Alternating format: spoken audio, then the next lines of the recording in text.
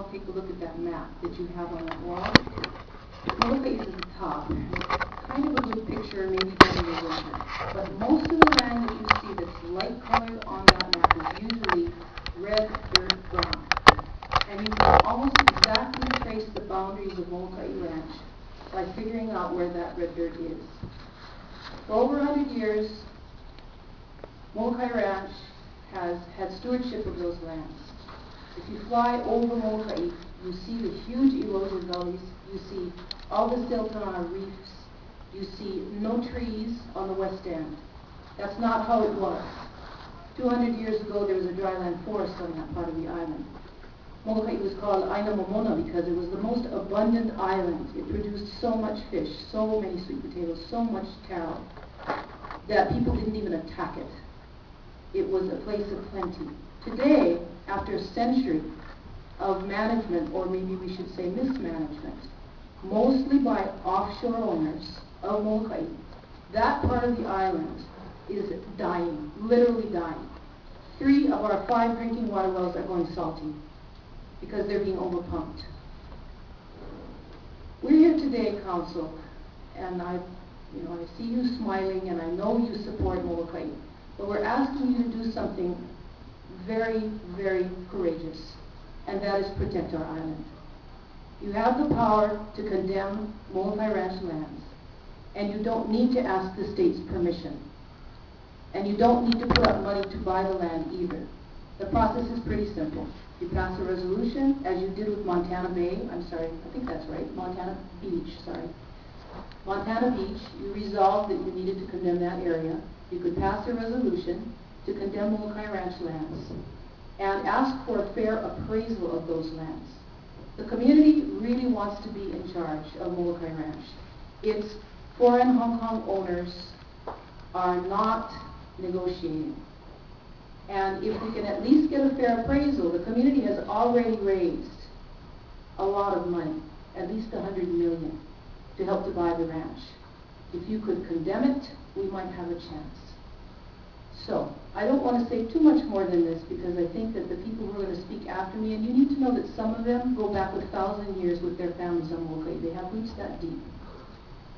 I believe that it's fair to say that the majority of people on Molokai support the notion that the lands need to be condemned, not to punish anybody, but because the island is dying. We need to take care of the island, and we cannot do it as long as we're subject to the whims or the will of foreign landowners over which we have no control. So, mahalo nui, and I also, real quick, I passed out papers, but I didn't realize I needed 15 copies. So hopefully you'll end up with some paperwork to support what I've said. So mahalo, and I urge you to save the last Hawaiian island. We're ready to partner with the county. Mahalo. Members, are there any questions for the testifier? Seeing none, thank you, Ms. Horton. Mr. Steve Morgan, and Mr. Morgan will be followed by Filippo Salatario.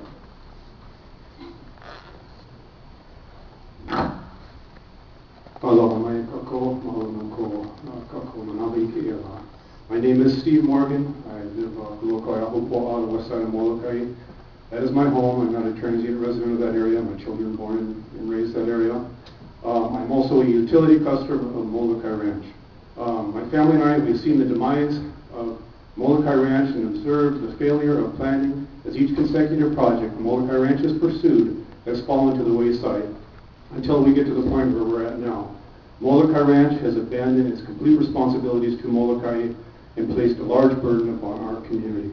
This is evident in the current water crisis where Molokai Ranch is attempting to dump its 3 utility companies and leave the burden on residents and taxpayers. It's also evident in Molokai Ranch's abandonment of its tourist and other commercial facilities in favor of land banking.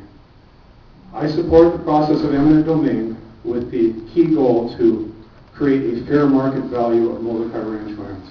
We have had several interested investors, both conservation-oriented and commercially oriented, who have approached the parent company, and in all cases they seem to just kind of hoo-hoo, and it seems that what their goal is to drive the price absorbingly high or just land bank on these lands.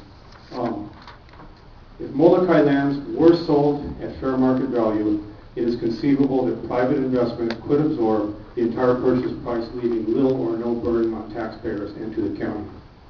I also want to bring up a key point. I want to recognize an entity that's been instrumental in heading up this effort in attracting potential investors, and that is MCSC, otherwise known as the Molokai Community Service Council.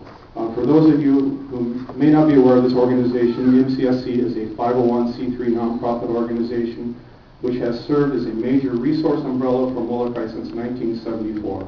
Over the years, MCSC has filled a variety of needs, from creating educational opportunities for Molokai youth to creating a vast array of employment opportunities for Molokai. MCSC is positioned uniquely in its ability to not only attract investors, but also its ability to coordinate the financial structuring of Molokai Ranch operations, as well as the ability to mediate complex and difficult problems that complicate many of Molokai's potential projects. Unlike Molokai Ranch, MCSC is community-based. This is the big difference. I hope that this council will seriously consider the process of eminent domain. I believe that the opportunity opens the door for business and employment opportunities to be restored, stabilize the operation of Molokai Ranch's water utilities, and establish areas of permanent environmental and cultural preservation. And I believe that, again, that this can be done without an excessive burden on the taxpayers of Maui County. Mahalo. Members, questions for Mr. Morgan? Seeing none, thank you very much. Felipe Solitario and Ohana.